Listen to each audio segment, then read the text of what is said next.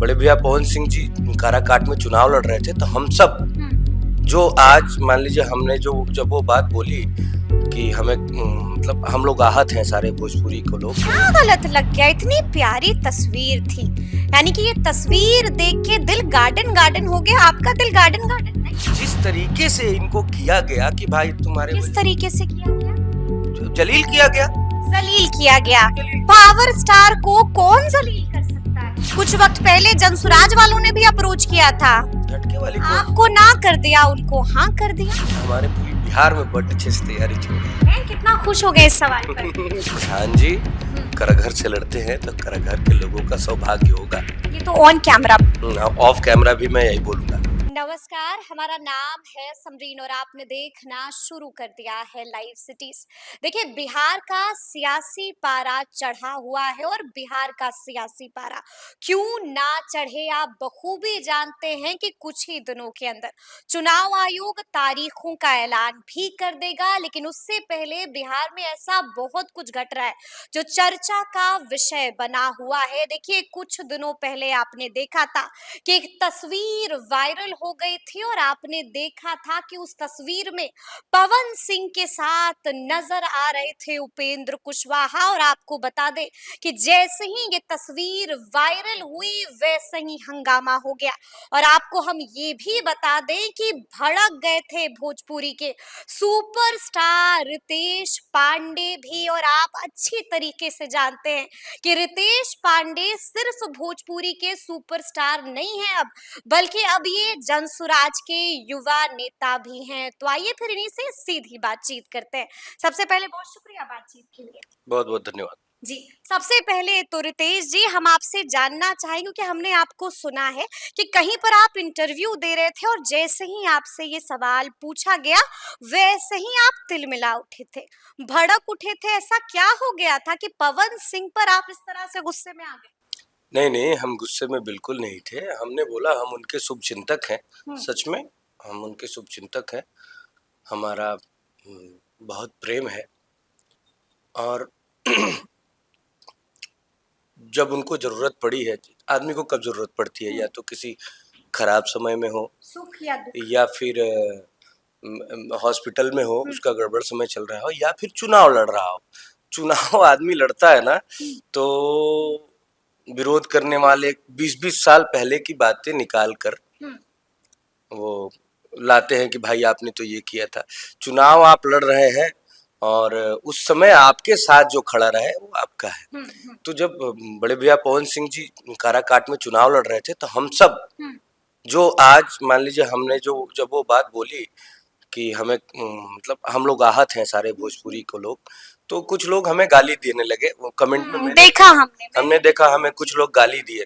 ये वही लोग हैं सबरीन जी जिन्होंने जो जब बड़े भैया पवन सिंह जी लड़ रहे थे काराकाट से चुनाव, तो उस समय ये लोग उनको गाली दे रहे थे। अच्छा, पवन सिंह को जो लोग हाँ, गाली दे रहे थे वो आज रितेश पांडे आज वो, क्योंकि उस समय तो वो लोग उनको गाली दे रहे थे। उस समय हम लोग पवन भैया के साथ खड़े थे। हाँ, उनके प्रचार में गए। लेकिन आज जब वो उधर वैसी बात की, हम जब भाई जो हम ऐसे आदमी नहीं है। हमें जो सही लगता है मैं सही बोलता हूँ, गलत लगता है गलत बोलता हूँ। हमें गलत लगा, मैंने बोला कि भैया क्या गलत लग गया? इतनी प्यारी तस्वीर थी, यानी कि ये तस्वीर देख के दिल गार्डन गार्डन हो गया। आपका दिल गार्डन गार्डन नहीं? बिल्कुल बिल्कुल। आप देखिए, मुझे खुशी होती जब आप डायरेक्ट जाके अमित शाह जी से मिलते। आप पहले आर.के. सिंह जी के पास गए, फिर आर.के. सिंह के पास भी गए पवन सिंह? बिल्कुल बिल्कुल गए हैं वो। अच्छा। हाँ, वो एक वीडियो मैंने देखा, आर.के. सिंह जी के पास गए पहले, फिर उसके बाद उपेंद्र कुशवाहा जी। देखिए आर.के. सिंह जी का ये वीडियो, ये तो साफ बोल रहे हैं कि पवन सिंह जी आए थे और हमसे माफी मांग रहे थे। ये तो साफ बोल रहे हैं भाई, वो उपेंद्र कुशवाहा जी नहीं बोले। आप जाते डायरेक्ट अमित शाह जी से मिलते, कोई दिक्कत नहीं थी। हम ठीक है भाई, हमारे बड़े भाई हैं। लेकिन जिस तरीके से इनको किया गया कि भाई तुम्हारे, किस तरीके से किया गया? जलील किया गया, जलील किया गया। पावर स्टार को कौन जलील कर सकता है? अरे जहाँ गए हैं वहां के लोगों ने जलील किया है कि भाई तुम्हारी वजह से जो जो लोग हारे हैं जाके उनसे पहले मिलो। उनकी नाराजगी दूर करो, फिर हमारे पास आने का रास्ता साफ होगा। इससे अब कोई अंधा थोड़ी है, अंधा और पागल थोड़ी है, जो भी सोचने समझने की क्षमता रखता है सबको सोचना समझ में आ रहा है हम्म। कि भाई जलील किया गया कैसे। पवन सिंह को जलील किया गया। आप हाँ, बिल्कुल बच्चे हैं पवन सिंह कि उन्होंने ये जो जलील किया गया उसको स्वीकार भी कर लिया। बच्चे की बात नहीं है। देखिए कई जगह सार्वजनिक मंचों पर बड़े भैया पवन सिंह जी ने ये स्वीकार किया कि वो बहुत ज्यादा पढ़े लिखे नहीं है। हम्म। ठीक है, तो उनके पास पहले कुछ बुद्धिमान लोग थे, जैसे दीपक सिंह जी थे, अमित सिंह जी थे, वो लोग समझते थे बातों को। लेकिन अब कौन है कैसे देख रहा है मुझे उस बारे में ज्यादा पता नहीं है।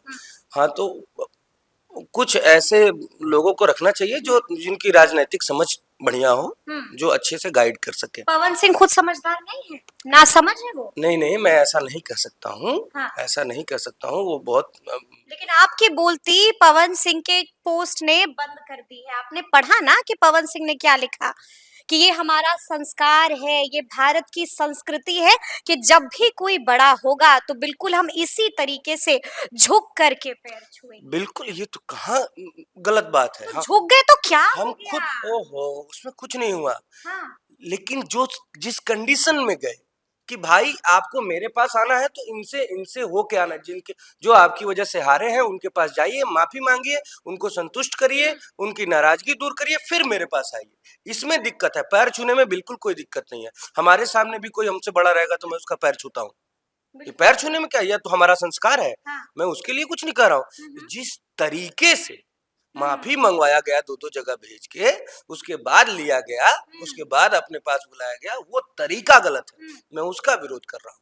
उसका आप विरोध कर रहे हैं और अभी भी उसका विरोध कर बिल्कुल रहे हैं। कर रहे हैं, बिल्कुल कर रहे हैं, क्योंकि हमें उनसे लगाव है। हम जब वो चुनाव लड़ रहे थे तो हम लोग उनके साथ खड़े थे, वो लोग और लोग कोई साथ में नहीं खड़ा था। तो ऐसी और क्या मजबूरी है पवन सिंह की कि पवन सिंह को समझौता करना पड़ा, और माफी मांगना पड़ा? अब वो जाने, हमको क्या पता। लेकिन आप ये कह रहे हैं कि कुछ तो मजबूरी है। बिल्कुल होगी भाई, कुछ चाहिए होगा तभी तो। क्या चाहिए होगा? हमें महज चुनाव लड़ने के लिए ऐसा किया? मुझे नहीं पता। भाई वो तो निर्दलीय चुनाव लड़े थे ना। बिल्कुल लड़े अब थे। तो कुछ चाहिए होगा, या फिर कोई मजबूरी होगी, या कोई आकांक्षा होगी, उसी की वजह से तो कर रहे होंगे। समझौता कर दिया। हो सकता है। हो सकता है। देखिए कई तरह की चर्चाएं हो रही हैं और कहा तो ये भी जा रहा है कि हो सकता है कि आरा से बीजेपी की टिकट पर चुनाव लड़ें पवन सिंह, यानी कि एक बार फिर से भाजपाई हो चुके हैं पवन सिंह। क्योंकि आपने सुना होगा कि मीडिया वालों ने उनसे सवाल भी पूछा था जिस पर उन्होंने जवाब दिया कि हम तो हमेशा से भाजपा के थे। कब अलग हुए हैं? कहाँ से भाजपा के थे? कौन भाजपा के लोग, जब काराकाट में वो चुनाव लड़ रहे थे तो कौन भाजपा के लोग गए थे प्रचार करने के लिए? उस समय तो सारे लोग उनके विरोध में प्रचार कर रहे थे। उस समय उनके साथ तो हम लोग खड़े थे। कहाँ से भाजपा के थे भैया? ये सब तो कहने वाली बात है। कहने वाली बात बिल्कुल कहने वाली बात है। लेकिन आप लोगों को तो बड़ा झटका दे दिया। कुछ वक्त पहले जनसुराज वालों ने भी अप्रोच किया था, खबर आई थी है। हमारे झटके पास। वाली कोई बात नहीं है। झटके वाली कोई, आपको ना कर दिया, उनको हाँ कर दिया। मैंने उनसे कोई इस तरीके की बात हमारी हुई भी नहीं है। मैंने उस इससे पहले भी आपसे बातचीत हुई थी तो उसके बारे में बताया था। ना हाँ की बात नहीं है। अभिव्यक्ति की आजादी है, लोकतंत्र है, कोई कहीं भी जा सकता है।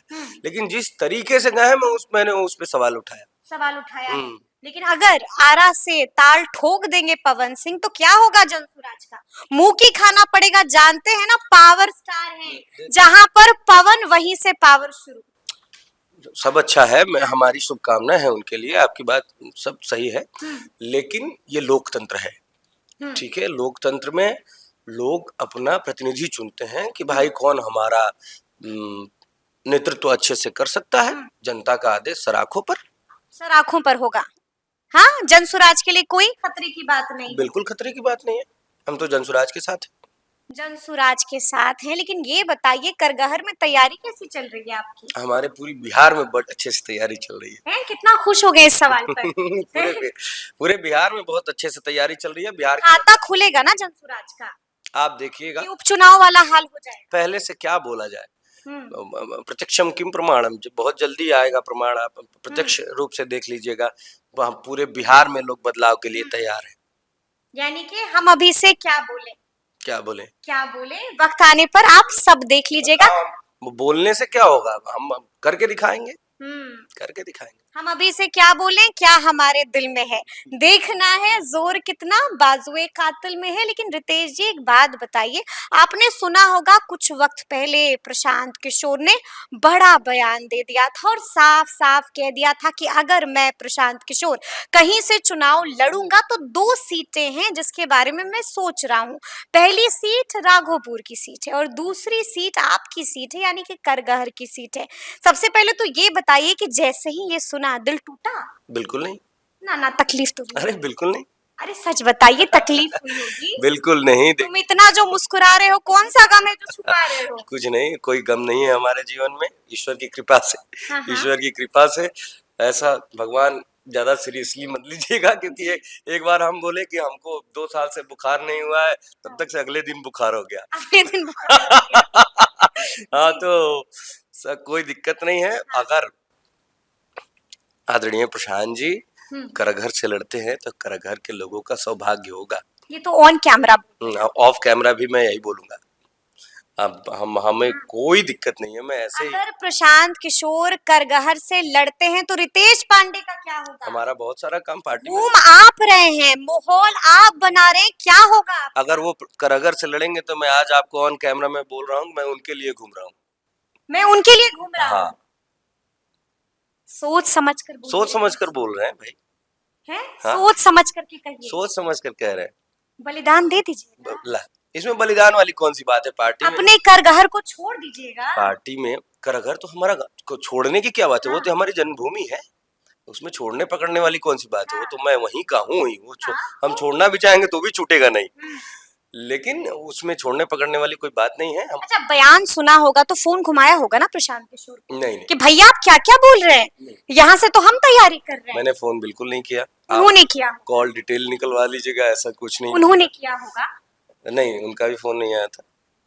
फोन नहीं आया? नहीं, बीते दिन आपको मिलने भी बुलाया था? मैं तो मिलने गया, मैं तो जब भी पटना आता हूँ तो मैं मिलने जाता हूँ। तो कुछ कहा? नहीं, इस बारे में कोई बात नहीं हुई। कोई बात नहीं हुई। देखिए, वो जैसे कि न्यूज चैनल ने क्या चला, उन्होंने बोला कि हमारी पार्टी का ये एक सिद्धांत है कि या तो आप जन्मभूमि से लड़ें या तो कर्मभूमि से लड़ें। तो जन्मभूमि उनकी ऑब्वियसली करघर विधानसभा है, कर्मभूमि उनका पूरा बिहार है, तो कहीं से भी लड़ सकते हैं। अगर ये कहा प्रशांत किशोर ने, आपको एक ऑफर दे दिया कि करगहर से मैं लड़ूंगा, तुम कोई और सीट पर ताल ठोक दो, तब क्या मैं तो ये करघर वाली बात जब से हुई नहीं थी, हाँ। उससे पहले से मैं आपसे भी बोल चुका हूँ कि अगर पार्टी बोलेगी लड़ने के लिए तो भी लड़ेंगे, नहीं लड़ने के लिए बोलेगी तो नहीं लड़ेंगे। मैं तो इसके लिए रेडी हूँ, मैं इसके लिए रेडी हूँ। मुझे कोई भी जिम्मेदारी दे दी आप जाए। लगातार घूम रहे हैं, आपने माहौल बनाया है, इतनी मेहनत मैं कर पूरे रहे हैं। बिहार में घूम रहा हूँ, आप देख रहे अरे हैं। आप रिस्क ले रहे हैं, ये कैसा अपना करियर छोड़ करके आप इस तरह से घर घर गली गली घूम रहे हैं, बड़ा रिस्क होता है रितेश जी। रिस्क? बिना रिस्क का मजा नहीं कुछ जीवन में कुछ है नहीं। जीवन ही पूरा संघर्ष है। हमने संघर्ष का रास्ता चुना है। हाँ। ये संघर्ष का रास्ता है। अगर हमें बहुत आसानी से कुछ चीजें चाहिए होती तो मैं कहीं और होता, और कोई हमें मना नहीं करता। ठीक है? कोई हमें मना नहीं करता, बड़ी बात कह दी बिल्कुल बिल्कुल। हमें यानी कि हर दरवाजा खुला हुआ है, अब भी खुला हुआ है किसी ना? ने हमें मना किया भी नहीं था। हाँ। मैंने ये, अगर मुझे आसानी से बहुत सारी चीजें बिना कुछ किए चाहिए होती तो मैं कहीं और होता, कुछ और कर रहा होता। लेकिन हमें संघर्ष करना है अपने बिहार के लिए, इसलिए जनसुराज के साथ है। हर चीज के लिए तैयार है, किसी भी परिस्थिति से भागेंगे नहीं। और अगर जैसे ही आपको ये झटका लगा और अलग अलग पार्टियों ने दरवाजा खोल दिया तो टाटा बाय बाय कह दीजिए। बिल्कुल नहीं, ऐसा नहीं है कि हमारे पास भी बहुत जगहों से फोन आते हैं, तो फोन आते हैं? बिल्कुल बहुत सारे जगहों से फोन आते हैं। सबको ना कर दिया है? अब जिसके हैं उसके हैं, ताल ठोक कर हैं। कब तक रहिएगा?